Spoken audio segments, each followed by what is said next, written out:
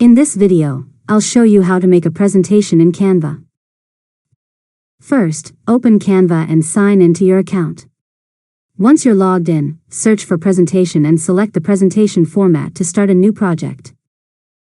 Next, choose a presentation template or start with a blank design.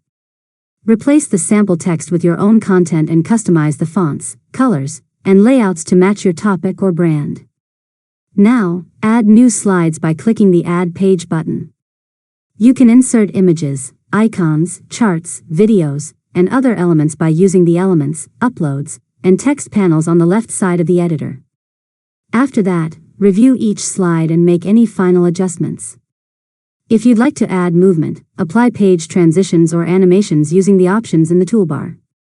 Finally, click the Share button to present your slides online, collaborate with others, or download your presentation as a PDF or PowerPoint file. And that's it. You've successfully learned how to make a presentation in Canva. If you found this tutorial helpful, make sure to subscribe to Learn Mode Lab for more tutorials.